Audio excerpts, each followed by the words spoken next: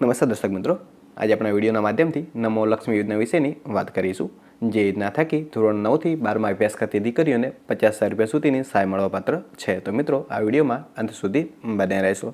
અને મિત્રો વિડીયો શરૂ કરતા પહેલાં તમને એક વિનમ્ર નિવેદન છે, જો તમે હજુ સુધી અમારી ચેનલને સબસ્ક્રાઈબ ન કરી હોય તો અમારી આ ચેનલને સબસ્ક્રાઈબ કરી લેશો, જેથી ભવિષ્યમાં આવનારા વિડીયોની અપડેટ પણ તમને મળતી રહેશે। જો તમને અમારું કામ ગમતું હોય તો અમારી ચેનલને સબસ્ક્રાઈબ કરી શકો છો।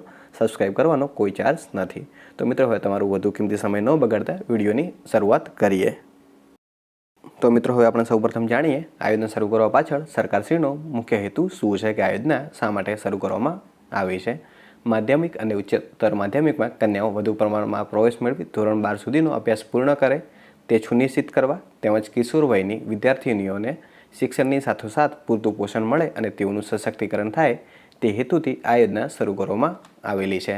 તો મિત્રો હવે જાણીએ આ યોજનાનો લાભ મેળવવા માટેની પાત્રતા શું છે, કે મતલબ આ યોજનાનો લાભ કોને કોને મળી શકે છે।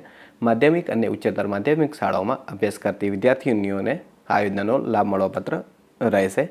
આ યોજનાનો લાભ મેળવવા માટે વિદ્યાર્થીનીએ ધોરણ 9માં પ્રવેશ મેળવવો જરૂરી છે અને લાભાર્થીના કુટુંબની વાર્ષિક આવક 6 લાખ રૂપિયા કરતાં ઓછી હોવી જરૂરી છે। કે એટલે કે મિત્રો જે વિદ્યાર્થીની ધોરણ 9માં પ્રવેશ મેળવશે તેને આ યોજનાનો લાભ મળવાપાત્ર રહેશે અને લાભાર્થીના કુટુંબની વાર્ષિક આવક 6 લાખથી ઓછી હોવી જરૂરી છે। તો મિત્રો હવે જોઈએ આ યોજના થકી લાભાર્થીને શું લાભ મળી શકે છે। ધોરણ 9 અને 10માં કુલ 20,000 રૂપિયાની સહાય આપવામાં આવશે, જેમાં ધોરણ 9માં 5,000 રૂપિયા અને ધોરણ 10માં 5,000 પ્રમાણે સહાય આપવામાં આવશે। તેમ કુલ 10,000 રૂપિયાની સહાય આપવામાં આવશે અને બાકીના 10,000 રૂપિયા ધોરણ 10ની બોર્ડની પરીક્ષા આપ્યા પછી લાભાર્થીને ચૂકવવામાં આવશે।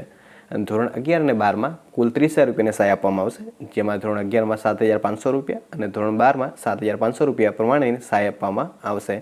એમ કુલ 15,000 રૂપિયા આપવામાં આવશે અને બાકીના 15,000 રૂપિયા ધોરણ 12ની બોર્ડની પરીક્ષા આપ્યા બાદ ચૂકવવામાં આવશે।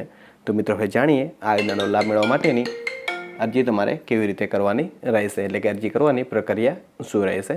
નમો લક્ષ્મી યોજનામાં અરજી પ્રક્રિયા શાળા દ્વારા કરવામાં આવશે। આ યોજના માટે શાળાઓ દ્વારા નમો લક્ષ્મી નામનું પોર્ટલ બનાવવામાં આવશે। આ પોર્ટલ પર સહાયની રકમ વિદ્યાર્થીના વાલીના બેંક ખાતામાં નાખવામાં આવશે અને જો લાભાર્થીના વાલી ના હોય તો સહાયની રકમ લાભાર્થીના બેંક ખાતામાં નાખવામાં આવશે।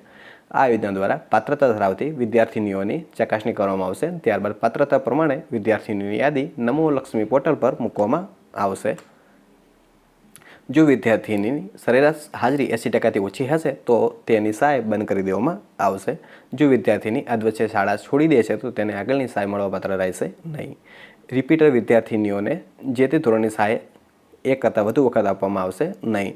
અને જો વિદ્યાર્થીને કોઈ અન્ય સ્કોલરશિપનો લાભ મળતો હશે તો પણ આ યોજનાનો લાભ મળવાપાત્ર રહેશે। એટલે કે મિત્રો જો તમે આ યોજનાનો લાભ મેળવવા માંગો છો તો જે દીકરી છે એને ધોરણ 9માં પ્રવેશ પણ મેળવવાનો રહેશે અને જેની હાજરી છે જો 80% કરતાં વધારે હશે તો જ તેને આ યોજનાનો લાભ મળવાપાત્ર રહેશે અને આ યોજનાનું ફોર્મ તમારી શાળા કક્ષાએથી ભરી દેવામાં આવશે। આઈ હોપ મિત્રો તમને આ વિડીયોના માધ્યમથી સંપૂર્ણ માહિતી મળી ગઈ હશે આ યોજના વિશેની। તેમ છતાં પણ તમને કંઈ પ્રશ્ન હોય તો તમે અમને કોમેન્ટ કરીને પૂછી શકો છો, અમે તમારી કોમેન્ટનો જરૂરથી જવાબ આપીશું। અને ફરી મળીએ એક નવા વિડીયો સાથે, ત્યાં સુધી જય હિન્દ મિત્રો, થેન્ક યુ વેરી મચ।